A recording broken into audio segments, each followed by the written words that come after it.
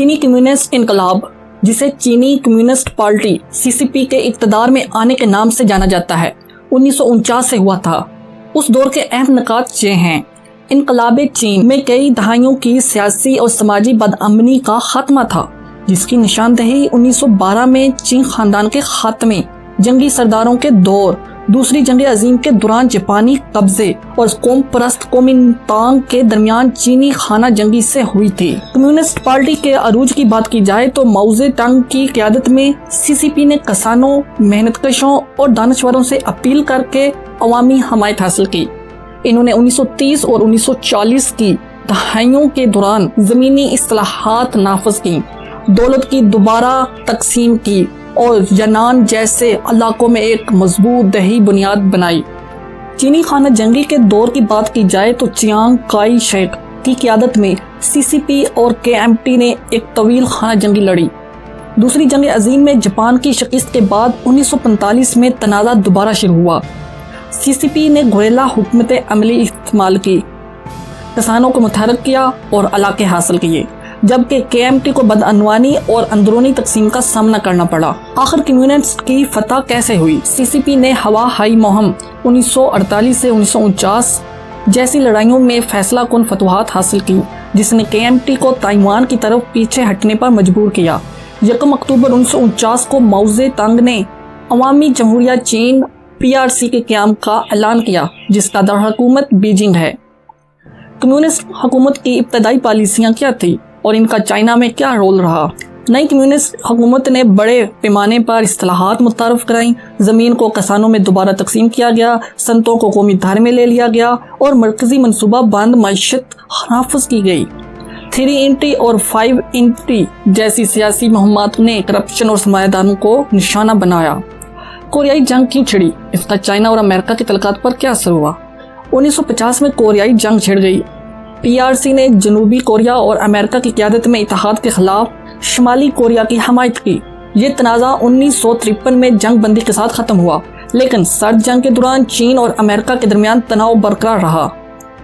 Great leap forward का नाकाम तजुर्बा किया गया था। 1958 में शुरू की गई इस मुहिम का मकसद चीन की मईशत और माशरे को तेजी से तब्दील करना था। इसने दही कम्युनिस्ट और घर के पिछवाड़े की संतों पर जोर दिया, लेकिन इसके नतीजे में माशी बद इंतजामी, कहत और लाखों अमवात हुई। अजीम या जिसे ग्रेट लीप फॉरवर्ड कहा जाता है को 1962 तक बड़ी हद तक तुर्क कर दिया गया और तजुर्बाकारों को नाकामी का सामना करना पड़ा।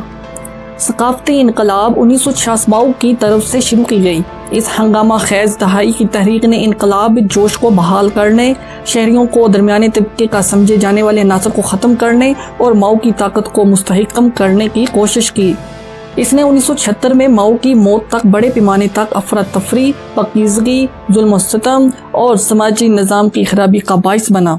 क्या आपको मालूम है कि चीन और सोवियत यूनियन में क्या बात तकसीम करती थी? तो ये थी नज़रियाती और तज़वीराती इख्तलाफात। जी हाँ, नज़रियाती और तज़वीराती इख्तलाफात की वजह से 1950 की दहाई के आखिर में सोवियत यूनियन के साथ चीन के तल्लुकात ख़राब हो गए।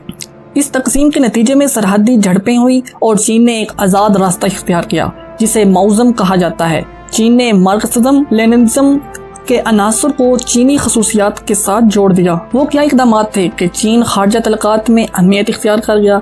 चीन ने खुद को तीसरी दुनिया के आलमी रहनुमा के तौर पर कायम करने की कोशिश की, नौबादियाती मुखालिफ तहरीकों की हमायत की और सफारती इक़दामात में हिस्सा लिया।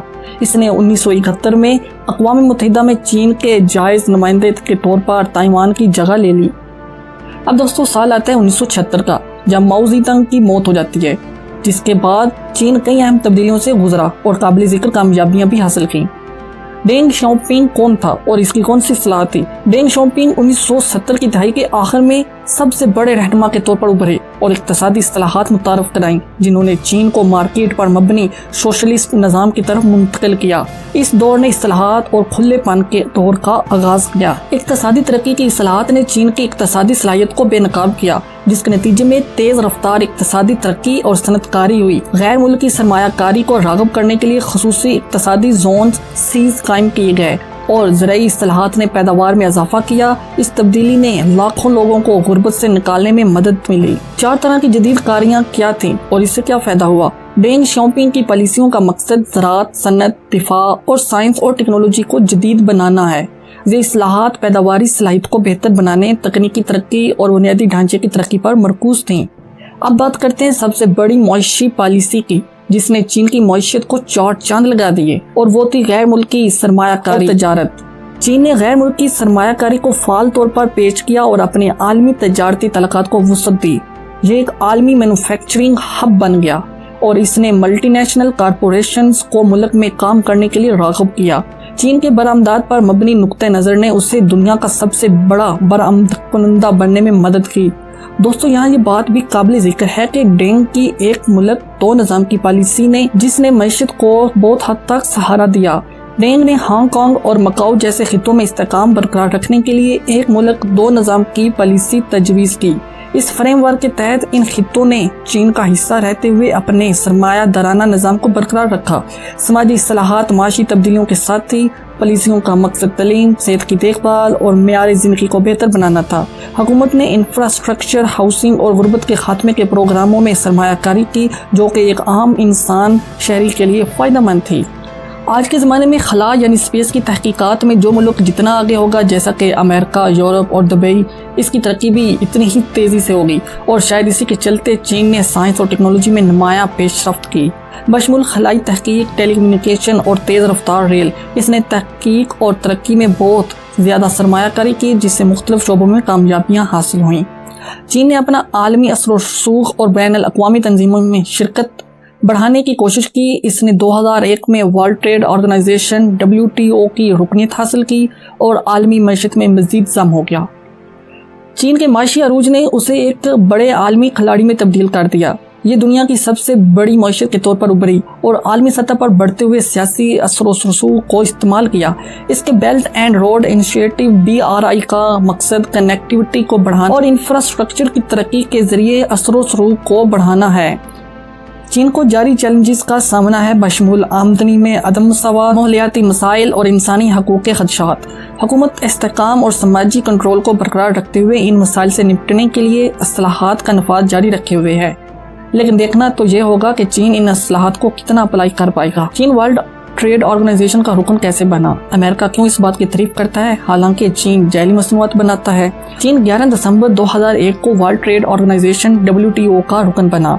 इसका लहाक एक तवील मुज़ाकराती अमल पर मबनी था, जिसके दौरान चीन ने अपनी मईशत को खोलने, तजारती रुकावटों को कम करने और बैनुल अक़वामी तजारती क़वानीन की तमील के लिए अहम वादे किए। बहुत से ममालिक ने चीन के अल्हाक़ की हिमायत की, क्योंकि इन्होंने उसे चीन को आलमी तजारती निज़ाम में जम करने और इसकी इक़्तिसादी इस्लाहात की हौसला अफजाई करने के मौके के तौर पर देखा। जबकि चीन में नकली साजो सामान या डुप्लीकेट सामान की खिलाफवर्जी और जैली अशिया की पैदावार के बारे में खदशात सामने आए हैं। ये नोट करना जरूरी है कि ये खदशात चीन के लिए मुनफरद नहीं।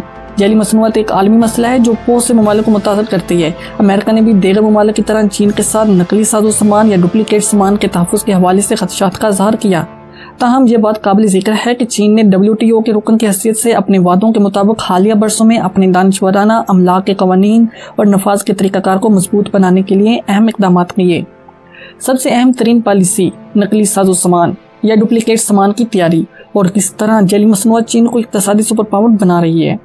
चीन में जैली मसनूआत ने इसकी इक़्तिसादी तरक्की में एक पेचीदा किरदार अदा किया, लेकिन चीन की मुआशी सुपर पावर की हैसियत को सिर्फ जैली अशिया से मंसूब करना गलत होगा।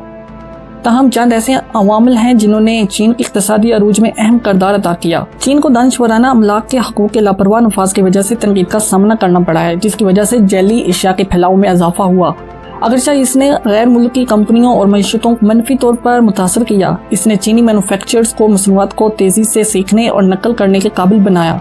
कुछ मामलात में जिद्दत और तकनीकी तरक्की को आगे बढ़ाया। कम कीमतों पर जैली अशिया की दस्तयाबी चीनी मैन्युफैक्चरर्स के लिए मुसाबकती फ़ायदा पैदा किया है।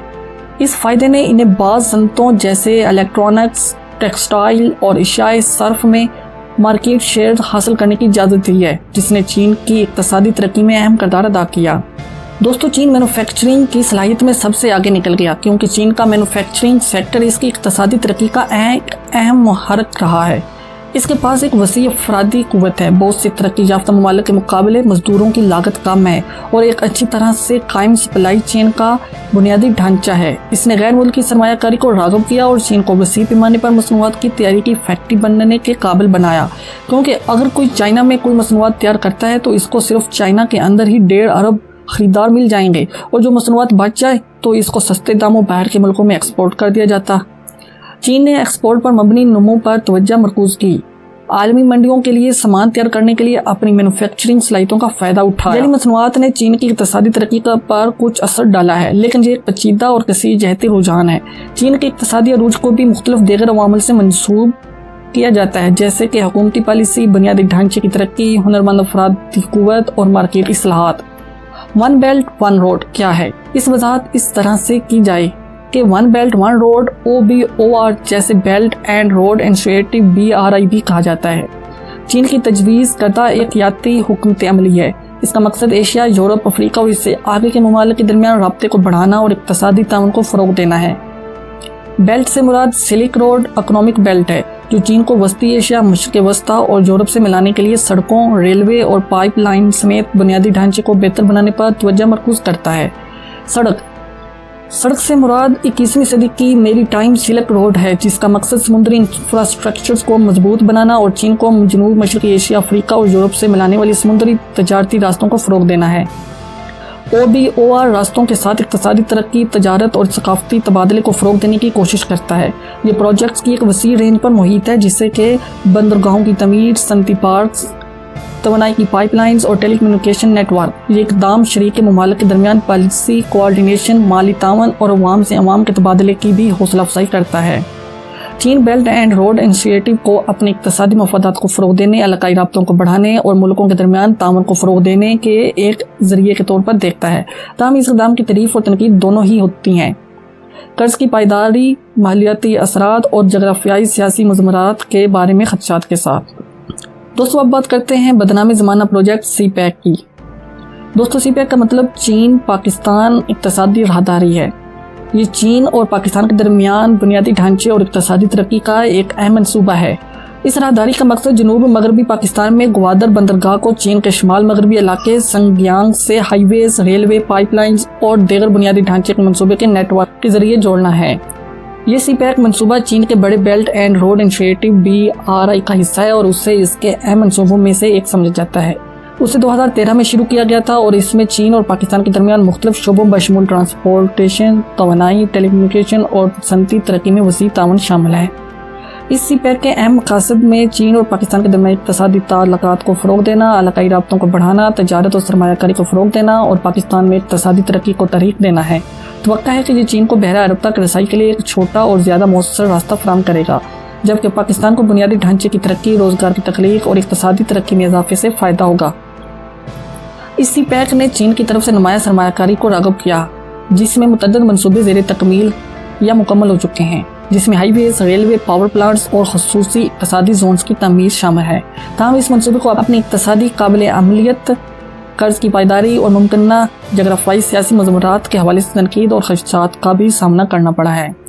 آخر میں میرے اور میری طرح کے کئی لوگوں کی سوچ کے مطابق سب سے اہم اور بنیادی سوال کہ کیا چین امریکہ کے خلاف سپر پاور بن سکتا ہے؟ چین کو ابھرتی ہوئی عالمی طاقت کے طور پر دیکھا جاتا ہے اور چین کی سپر پاور کے طور پر امریکہ کی حیثیت کے لیے ایک ممکنہ چیلنج ہے۔ چین کے ممکنہ حریف کے طور پر بڑھنے میں کئی عوامل کار فرما ہیں۔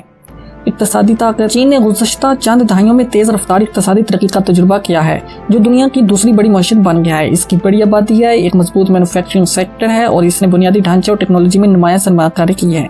چین کی اقتصادی طاقت اسے عالمی تجارت اور سرمایہ کاری میں فائدہ دیتی ہے اور اس نے بیلٹ اینڈ روڈ انیشیٹو جیسے اقدامات کے ذریعے اپنا اثر و رسوخ بڑھایا ہے۔ تکنیکی ترقی: چین نے تکنیکی جدت طرازی میں خاصی ترقی کی ہے، خاص طور پر ٹیلی کمیونیکیشن، مصنوعی ذہانت اور قابل تجدید توانائی جیسے شعبوں میں۔ یہ امریکی تسلط کو چیلنج کرنے اور اپنے تکنیکی ماحولیاتی نظام کو فروغ دینے بعض شعبوں میں ایک رہنما بن گیا ہے۔ فوجی جدید کاری: چین اپنے فوجی صلاحیتوں کو جدید بنا رہا ہے اور جدید ہتھیاروں میں سرمایہ کاری کر رہا ہے، جس میں طیارہ بردار، بحری جہاز، بیلسٹک میزائل اور سائبر صلاحیتیں شامل ہیں۔ اس کا مقصد ایک زیادہ مضبوط فوجی پوزیشن بنانا اور ایشیا پیسفک خطے میں اپنا اثر و رسوخ بڑھانا ہے۔ سفارتی مشغولیات: چین تجارتی مہارتوں، بنیادی ڈھانچے کے منصوبوں اور سفارتی اقدامات کے ذریعے دنیا بھر کے ممالک کے ساتھ فعال طور پر منسلک رہا ہے۔ اس نے بین الاقوامی تنظیموں میں اپنا سلوک بڑھانے اور دیگر ممالک کے ساتھ شراکت داری کو مضبوط کرنے کی کوشش کی ہے، خاص طور پر ایشیا، افریقہ اور لاطینی امریکہ میں۔ اگرچہ چین نے اہم پیش رفت کی ہے، لیکن اسے حقیقی سپر پاور بننے میں کئی چیلنجز کا سامنا ہے، جیسا کہ اقتصادی چیلنجز، سیاسی نظام اور انسانی حقوق، فوجی صلاحیتیں، جغرافیائی سیاست و مسابقت۔ چلیے ان سب نکات کو ایک ایک کر کے جائزہ لیتے ہیں۔ اقتصادی چیلنجز: چین آمدنی میں عدم مساوات، بڑھتی ہوئی آبادی اور مالیاتی خدشات جیسے مسائل کا مقابلہ کرتا ہے، جو اس کی طویل مدتی اقتصادی ترقی اور استحکام کو روک سکتے ہیں۔ اسے زیادہ پائیدار اور کھپت سے چلنے والی معیشت کی طرف منتقلی کی ضرورت کا بھی سامنا ہے۔ سیاسی نظام اور انسانی حقوق: چین کے آمرانہ سیاسی نظام اور انسانی حقوق کے بارے میں اس کے نقطۂ نظر کو بین الاقوامی برادری نے تنقید کا نشانہ بنایا ہے۔ یہ عوامل عالمی سطح پر اس کی نرم طاقت اور اثر و رسوخ کو محدود کر سکتے ہیں۔ فوجی صلاحیتیں: جبکہ چین اپنی فوج کو جدید بنا رہا ہے، وہ اب بھی مجموعی فوجی طاقت اور عالمی فوجی رسائی کے لحاظ سے امریکہ سے پیچھے ہے۔ جغرافیائی سیاسی مسابقت: امریکہ مضبوط فوجی صلاحیتیں، وسیع اتحادوں اور مضبوط معیشت کے ساتھ ایک غالب عالمی طاقت ہے۔ یہ اپنے عالمی اثر و رسوخ کو برقرار رکھنے اور اپنی طاقتوں کو درپیش چیلنجوں کا مقابلہ کرنے میں سرگرم عمل ہے۔ خلاصہ یہ کہ جبکہ چین نے اقتصادیات، ٹیکنالوجی اور فوجی صلاحیتیں سمیت مختلف شعبوں میں نمایاں پیش رفت کی ہے، اسے ابھی عالمی سپر پاور کے طور پر امریکہ کو پیچھے چھوڑنے میں چیلنجز کا سامنا ہے۔ بین الاقوامی نظام کی حرکیات، اقتصادی عوامل، سیاسی نظام اور سفارتی حکمت عملی ان دونوں ممالک کے درمیان طاقت کے توازن کو تشکیل دیتے رہتے ہیں۔ آپ کو کیا لگتا ہے کہ چین آنے والے وقتوں میں سپر پاور بن پائے گا؟ کیا امریکہ کو ایک نئی سپر پاور ٹکر دے پائے گی؟